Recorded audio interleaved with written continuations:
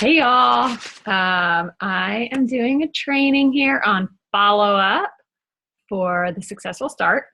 If you have not at this point listened to the day 5 on language, I definitely want you to go back, stop this right now, go back and listen to day 5 on language because that's a very important training to have done already. So this is my first time using the Zoom application, so bear with me if it doesn't work. I'm going to try to open up this PowerPoint. And let me go to how to make this big. There we go. I think that should work. Okay, so that's going to work. So follow up. Follow up is so key in our businesses. Follow up is, well, right here, this statistic, 79% of leads are never followed up on. So what that means to us is that if you reach out to people and you do not follow up, then 79% of those people may have wanted to join you in business or try our products, but they're never followed up on. So they never have that chance, which also means that someone else is probably going to follow up with them and they're going to be their lead. Okay, so here are a couple reasons that follow-ups really matter, a couple statistics. 44% of salespeople give up after one follow-up. 80% of sales require 5 or more follow-ups. And there's actually another statistic that shows that most of the people are responsive between 8 and 12 follow-ups. So that goes even a little further. 63% of people requesting information on your company today will not purchase for at least 3 months. And 20% will take more than 12 months. 20%. And I have found that so true. I still have so many people, y'all, that are just now joining or just now interested in the products. And they have said no to me so many times and for like over a year, but it's just not the right time. So just constant checking in, it's key. At any given time, only 3% of your market is actively buying. 56% are not ready and 40% are poised to begin. 70% of people making purchasing decisions are doing so to solve problems, and 30% are making decisions to gain something. So 70% are doing so to solve problems. That's where our before and afters are amazing, solving problems. 30% to gain something. So the products can be problem solvers. I mean, focus on how we can solve problems for people. Business, how we can solve problems for people. We can solve time freedom problems. We can solve problems for people that are looking for something that joins them socially, to have fun, to be a part of a team, to financial woes. So make sure that you're aware of that when you're talking to your prospects. Okay, so when you're following up, you want to establish a clear expectation of who, what, when, where, and why. We learned those 5 W's so many times in school for different things. So think about it in this business too. When you're following up, think about each of these, who you're talking to, what, when, where, and why. And let's go to some sample language that'll kind of touch on that a little bit more. Okay, so with the sample language, I'm going to use the mini facials as sort of the mini facials or just more information as examples. So some sample language you might say to somebody that you were gonna reaching out to and following up. If I sent you some information, would you look at it? When do you think you would be able to look at it? Okay, I will follow you up. I will follow up with you on and pick a date. So you're giving them sort of a timeline. You're saying, if I send you information, would you look at it?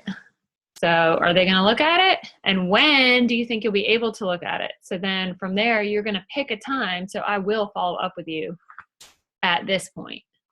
And the where is, you're sending it, right? You're sending it to them via the email, via the internet, via snail mail, whatever. You're sending it to them. So the what is the information. The who is who you're sending it to. The where is where, like, how are you sending it to them? The when is so key. The when, like, when are you going to have time to look at it? And when can I follow up with you? And then the why comes from all that. So if I sent you a mini facial, would you try it? When do you think you would have a chance to try it? Okay, I'll check in on blank to see how much you loved it. So again, make sure that you set a date, a deadline to check back. That's key, because then even if they don't use it, you have the next little piece of language to use, because you set a deadline. You said, they agreed that they were going to try it. So now on the next one, if they haven't responded, you can go back with either the information or the mini facial and say, when you check back in, they say, oh, I haven't had a chance yet, so sorry. I completely understand, we all get busy. Do you think you'll have an opportunity to try it in the next couple days? Hopefully they say yes. Great, I will call you on the blank. So then again, it's in their head. They're going to use it by blank. Using this very specific language in your follow-ups is so key to our business, and so key to treating it like a business, not just sort of give it, here you go, try it. Those mini facials cost a little bit of money for us. So it's an investment in our business, and we want to make sure that they're being used efficiently. Okay, and the last little bit is when to follow up. So when to follow up, none of us want to be that nagging person that just, none of us, I think, come into this business and say, you know what, I want to be that annoying salesperson. I want to be the person at the mall kiosk that drives you crazy, or that skincare girl that, when she walks up, everybody is kind of like, oh gosh, who's that? Like, she's driving me nuts. None of us have that, and thankfully we don't need to in this business. The products are so amazing that that's not something we just share. We share to as many people as we can. So when you're following up, a lot of people feel nervous about following up and like how often, how not to be annoying. So this really depends on the person. You really need to know your audience in this situation. Who is this? What has their reaction been so far? So really just think about that and be authentic about it. Never place yourself in a position where you feel like you're harassing them.